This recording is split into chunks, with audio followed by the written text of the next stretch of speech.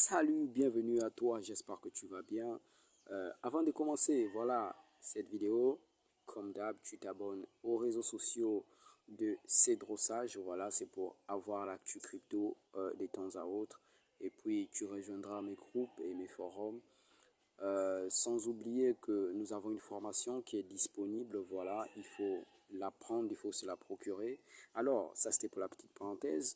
Ici, nous avons affaire à quoi comme sujet? Nous avons affaire à un sujet très important parce que c'est toujours la même équipe, Grand Angle Crypto, que je suis beaucoup, voilà, qui m'informe beaucoup sur l'univers des cryptos. Il faut toujours avoir une bonne source d'information. Cette fois-ci, ils se sont déplacés vers le Ghana. Ils sont allés prendre l'atmosphère dans une conférence, voilà, du Bitcoin en Afrique. Cette fois-ci, c'était au côté du Ghana. Voilà, la première fois, c'était en Afrique, à Centrafrique. Là, c'est au Ghana. Ça s'est très bien passé. Voilà, il y avait Jack Dorsey, Jack Mollet. Et voilà, ils ont pu réaliser beaucoup de choses. Vraiment, le Bitcoin, c'est vraiment l'avenir du monde et surtout du peuple africain parce que le peuple africain en a besoin pour revendiquer réellement sa liberté parce que on n'est pas libre. Donc, bon visionnage et j'espère que cette vidéo te plaira. C'est l'utilité sociale du Bitcoin. On la cherche encore, l'utilité sociale du Bitcoin. Nous, en tant que législateurs et les régulateurs et les superviseurs aussi, et encore plus ceux qui se sont fait plumer. En fait, c'est marrant. Et c'est un secteur qui raconte des histoires et qui se raconte des histoires. De nombreuses personnes s'interrogent sur l'utilité sociale de Bitcoin. Et c'est vrai. Si nous autres occidentaux demandons à notre beau-frère ou à notre voisin à quoi sert Bitcoin, on se rend compte qu'ils ont bien de la peine à nous répondre. Est-ce que ça sert à spéculer? Oui, c'est certain. Est-ce que ça sert à payer dans les magasins? Même si la réponse peut être oui dans certains cas, il reste rare et honnêtement, en Europe, on n'a pas besoin de Bitcoin pour avoir des moyens de paiement. Mais alors, si Bitcoin est une monnaie, mais que l'on n'en a pas besoin, à quoi sert Bitcoin? Pour le comprendre, il va falloir voyager loin, à la rencontre de ceux qui ont besoin de Bitcoin pour vivre au quotidien. Avec Guillaume et Sébastien, nous sommes partis à l'Africa Bitcoin Conference qui s'est tenue du 5 au 7 décembre 2022 à Accra, au Ghana. Et c'était incroyable. J'ai pu échanger en profondeur avec les deux initiateurs de l'événement, Gloire Vanzavalere et Farida Nabourema. Gloire, que vous connaissez un peu sur cette chaîne, fait partie de la Lucha, un mouvement citoyen non violent et non partisan fondé à Goma, au Congo, en juin 2012. Ils étaient venus réclamer leurs droits. Ils sont devenus les parias d'un régime autoritaire. Menacés, battus, emprisonnés, les militants de la Lucha mènent désormais un combat hautement politique. Les demandes de ce mouvement sont simples et les mesures de rétorsion prises par le pouvoir en place sont inhumaines. Et du coup, j'entre dans le mouvement, on fait la lutte. C'est que on réclame qu'il y ait des routes, qu'il y ait de l'eau potable dans nos maisons, qu'il y ait de l'électricité, que le gouvernement assure au moins sa tâche régalienne. Et tout le temps, quand on tente de le faire, quand on sort sonner juste à l'extérieur, on se retrouve en prison. Ben voilà, on parle de la prison, mais c'est pas la prison telle que beaucoup de gens l'imaginent. On parle de petites cages où il n'y a pas de lumière, dans le sous-sol, où il y a des rats, où voilà, si vous avez besoin de pisser, vous pissez juste à côté. Et quand vous dormez la nuit, c'est que vous êtes dans une chambre de 3 mètres carrés en 15 quoi, ou en 10. Et la nuit, c'est galère, c'est de la torture quoi. C'est pas, on est torturé, on n'est pas en prison. Mais alors, quel rapport avec Bitcoin? La Lucha est un mouvement citoyen décentralisé. Jusqu'à l'utilisation de Bitcoin, certains de ses membres devaient se dévouer pour récolter les fonds du mouvement sur leur compte bancaire personnel, puisque la Lucha n'a pas de possibilité légale d'ouvrir un compte à son nom. C'était un gros risque pour les volontaires. Aujourd'hui, ils se servent de Bitcoin pour gérer leurs fonds, et il devient possible pour eux de recevoir des dons depuis l'étranger, alors que les paiements transfrontaliers avec le Congo sont presque impossibles, sachant que le Congo est sous embargo international. À la base, ces sanctions internationales visent le commerce des armes, mais par extension, sa population en souffre énormément. Lorsque des émigrés envoient de l'argent à leur famille au Congo, ils doivent passer par des services externes comme Western Union, qui prend une commission importante de l'ordre de 20%, tandis qu'avec Bitcoin, les frais sont souvent négatifs. Oui, négatifs, vous avez bien entendu. Je vous explique. Comme il est difficile de faire entrer de l'argent dans le pays, le Congo manque de Bitcoin, car il est impossible pour sa population d'aller en acheter sur des exchanges, puisque les exchanges n'ont pas le droit d'offrir leurs services au Congo. Même des services non custodiales comme Mon Pèlerin, qui est un intermédiaire financier régulé, donc n'a pas non plus le droit d'opérer. Les seuls bitcoins qui sont accessibles à la population viennent de la diaspora congolaise qui envoie de l'argent à leur famille ou des dons des particuliers directement à des mouvements congolais comme la Lucha. Petite parenthèse à ce stade, car certains pourraient être tentés de penser que Bitcoin peut aussi être utilisé par des organisations criminelles, et que du coup, Bitcoin n'est tout de même pas légitime pour venir au secours de ces personnes. C'est un manque cruel de connaissances sur le fonctionnement de Bitcoin, car toutes les organisations policières sérieuses apprécient beaucoup son usage par les criminels, car elles ont beaucoup plus de possibilités pour tracer les flux monétaires.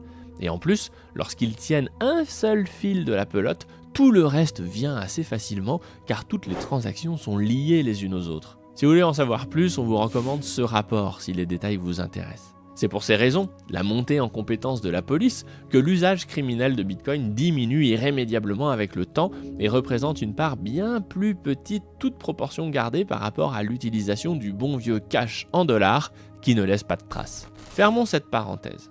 Pour ce qui concerne la légitimité de la Lucha, rassurez-vous, c'est un mouvement reconnu par Amnesty International et ils ont reçu les prix de l'ambassadeur de la conscience en 2016 et le prix Frontline Defender en 2018. Si vous voulez les soutenir, vous pouvez envoyer quelques sats à cette adresse. Vous trouverez également cette adresse en description pour vous faciliter le copier-coller. Pour ceux qui ne connaissent pas trop Bitcoin, ce que l'on appelle des sats, ce sont des fractions de Bitcoin. Aujourd'hui, 1 dollar vaut environ 6000 sats et sachez que 1 Bitcoin est découpé en 100 millions de satoshi. Mais ce n'est pas tout.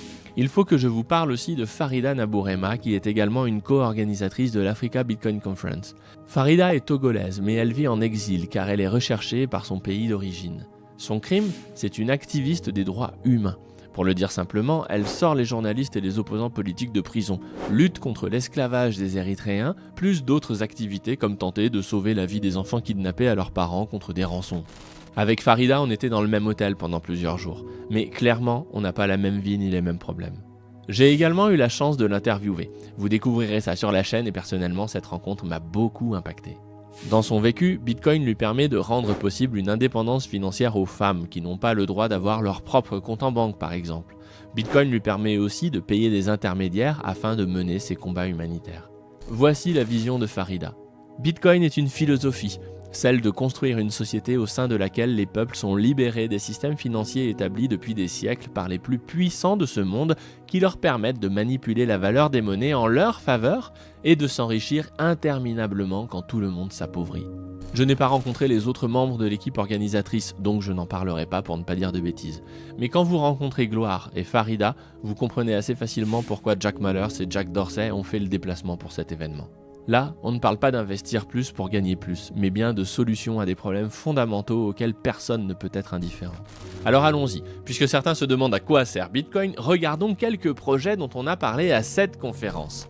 Commençons par le projet Machankura, porté par Kotatsu Ngako, que nous avons aussi rencontré. Comme tout le monde le sait, pour utiliser Bitcoin, il faut une connexion Internet. En réalité, c'est pas tout à fait correct. Bitcoin, c'est juste de l'information, comme une photo ou un texte. Vous pouvez utiliser n'importe quel outil pour le véhiculer. Depuis plusieurs années, la firme Blockstream utilise par exemple des satellites pour transmettre des transactions au réseau sans passer par Internet. En 2019, des bitcoins ont été envoyés de Californie à Toronto en utilisant des ondes radio. Donc techniquement, c'est possible. Mais oui, c'est sûr que sans Internet, c'est beaucoup moins pratique. Et c'est pour cela que l'une des premières objections que j'entends quand je parle de Bitcoin est la suivante. Mais ton Bitcoin, si Internet s'arrête ou qu'il n'y a plus d'électricité, il marche plus. Et lorsque l'on parle de Bitcoin en Afrique, la question est à peu près la même. Mais en Afrique, les gens n'ont pas tous Internet, donc ça ne servira qu'aux riches, non ? Alors reprenons doucement. Bitcoin est le protocole de paiement qui est le plus robuste, le plus low-tech, comme on dit aujourd'hui, qui existe. Oui, Bitcoin consomme dans les 50 TWh par an pour fonctionner, ce qui est extraordinairement plus efficient que l'industrie des paiements classiques, toutes choses égales par ailleurs. Mais au niveau de l'utilisateur, seule une toute petite connexion Internet est nécessaire. Dit autrement, le jour où, au choix, il y a des coupures d'électricité, Internet connaît des pannes ou je ne sais quoi d'autre, Bitcoin sera le dernier moyen de paiement à ne plus fonctionner longtemps après les systèmes bancaires classiques. La raison est simple, Bitcoin est opéré de façon décentralisée dans le monde, donc tant qu'il y aura un seul mineur qui mine du Bitcoin et un seul nœud qui est connecté au réseau, Bitcoin continuera de fonctionner pour toute la planète. Mais oui, en règle générale, il faut une connexion Internet aussi petite soit-elle pour passer ces transactions et dans de nombreux endroits en Afrique, il n'y a pas Internet. La première solution à ce problème, c'est de passer ces transactions à l'occasion de déplacements en ville. Mais Machankura en propose une autre. Utiliser Bitcoin au travers du réseau téléphonique qui offre une couverture bien plus grande sur le territoire. Machankura est un service centralisé qui permet de relayer ces transactions au réseau Bitcoin en utilisant le protocole USSD du réseau téléphonique. Pour Internet, le taux de pénétration en Afrique est de 28%, tandis que dans le cas du téléphone, on est probablement au-dessus de 50%. Pourquoi est-ce que je dis probablement ? Car les chiffres sont très difficiles à obtenir et leur fiabilité n'est pas très grande. Pour autant, il est incontestable que les équipements de relais téléphoniques sont bien plus nombreux que les relais 3G pour Internet. Bref, Machankura, c'est un projet dont l'objectif est d'élargir les zones où Bitcoin est facilement accessible. Dites-vous bien que lorsque votre distributeur automatique de billets est en panne ou que votre banque est fermée pour une raison ou pour une autre, les Africains qui utilisent Bitcoin, eux, ont toujours accès à leur argent. Vous voulez un autre projet sur Bitcoin qui s'adapte parfaitement à la culture africaine ?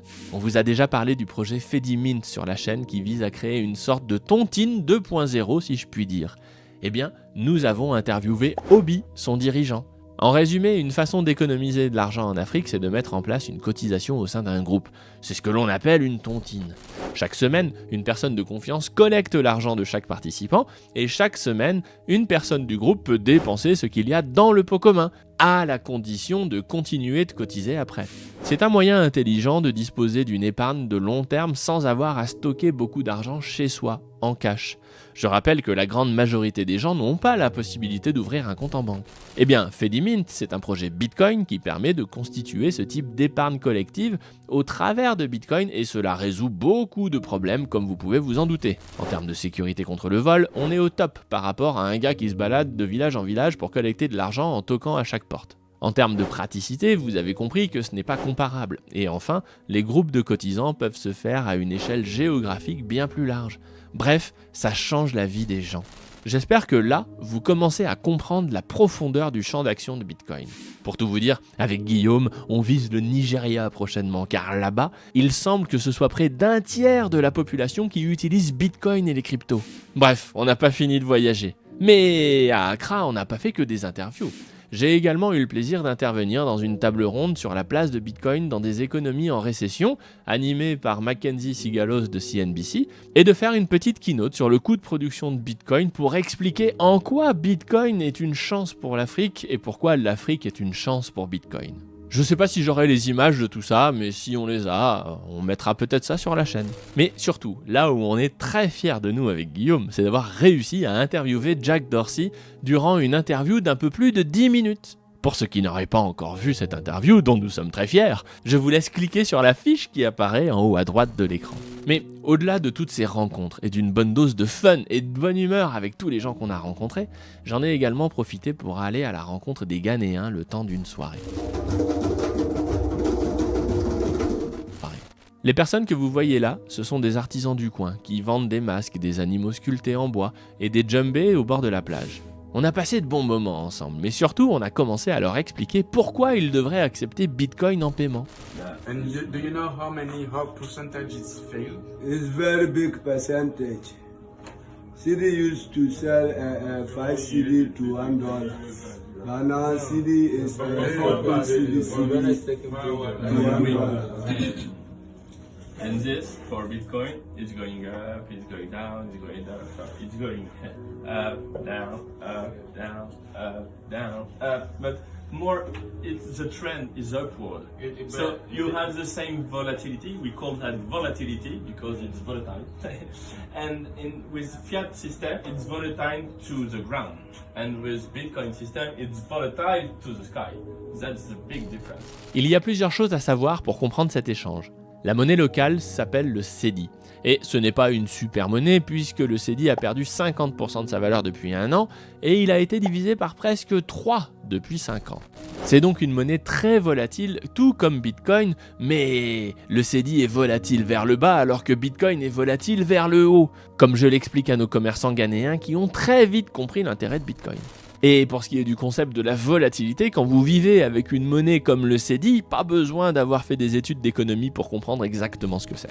Pour autant, si Bitcoin est volatile vers le haut, ça reste un vrai problème car la volatilité peut vous tuer. Regardez, vous avez un beau hodl et un joli bac de Bitcoin que vous voulez tenir à long terme et tout ce que vous voulez. Mais si votre voiture casse, en même temps que votre femme tombe malade, en plein marché baissier, là où la volatilité amoindrit le plus votre épargne, le garagiste et les médecins vous feront cracher vos bitcoins au prix le plus bas et vous l'aurez dans l'os. Alors comment faire ? Eh bien, il n'y a pas de solution parfaite aujourd'hui. D'un côté, quand vous vivez avec une monnaie qui perd sa valeur aussi rapidement, il est préférable d'avoir du bitcoin car au moins vous avez une tendance haussière. Vous avez donc de bonnes chances de vous en sortir. Mais des solutions émergent et sont de plus en plus faciles d'accès. Pour les plus débrouillards, vous pouvez passer de Bitcoin à Ethereum pour acheter des stablecoins qui répliquent le dollar. Sur Bitcoin, vous avez aussi le Bitcoin Beach Wallet de Nicolas Burtek qui vous permet d'avoir des StableSat, mais ce n'est pas encore très simple non plus à l'utilisation. Toutes ces technologies sont en cours de développement, donc il faut rester curieux et ouvert. En attendant, on leur a conseillé de garder 10 à 20% en Bitcoin et de garder le reste en cedi pour faire leurs courses du mois et faire tourner la trésorerie de leur commerce. L'avantage qu'apporte Bitcoin est tout de même majeur car au moins ils ont une réserve de valeur qui est efficiente et efficace à l'échelle de 3 ans. La seconde question qu'ils nous ont posée, comment fait-on pour passer du Bitcoin au cedi ? Comprenez qu'ils n'ont pas accès à des exchanges centralisés ou décentralisés car pour cela il faut donner un numéro de compte en banque, une adresse et sa carte d'identité. Or l'un m'a dit qu'il ne savait ni lire ni écrire, qu'il savait seulement qu'il était né un mardi, qu'il n'a pas de papier d'identité comme beaucoup de gens en Afrique et enfin l'endroit où nous nous trouvions n'a pas d'adresse. C'est assez classique en Afrique car l'administration n'est pas forcément présente partout et même dans les villes il y a des quartiers dont les rues n'ont pas d'adresse. Donc, le compte sur Premium, vous oubliez, c'est juste pas possible, c'est pas adapté à leur situation. Par contre, beaucoup de gens utilisent Momo, la mobile money. C'est un système de crédit téléphonique que les opérateurs comme M-Pesa ou Orange vendent à leurs abonnés.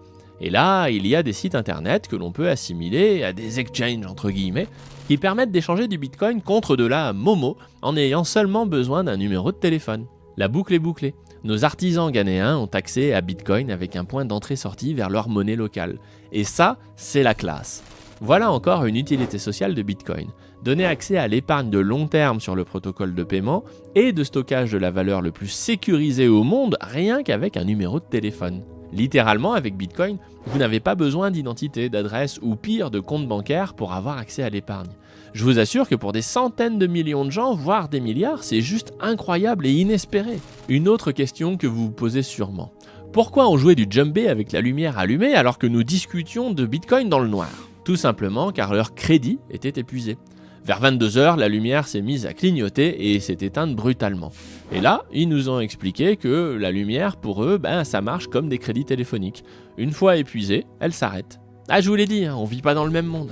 On a donc continué à causer à la lumière de nos téléphones. Cet échange fut un réel plaisir. Rien n'arrête Bitcoin, n'est-ce pas ? Nous avions bien conscience que l'invention de Satoshi Nakamoto avait un potentiel incroyable. On fait des vidéos sur le sujet toutes les semaines sur Grand Angle Crypto. Cependant, rencontrer et parler avec des gens qui vous racontent que Bitcoin est littéralement en train de changer leur vie, ça vous donne des frissons. C'est donc la tête pleine de souvenirs et de rencontres extraordinaires que nous sommes repartis chez nous avec Guillaume. On a quitté le Ghana jeudi soir et ses 30 degrés à l'ombre pour retrouver la neige à notre arrivée à Genève. Le changement de culture était aussi grand que le changement de température. Alors la prochaine fois que l'on vous demande quelle est l'utilité sociale de Bitcoin, vous aurez quelques billes de plus pour répondre. Ce n'est pas parce que Bitcoin n'est pas utile pour vous qu'il n'est pas utile pour le reste du monde.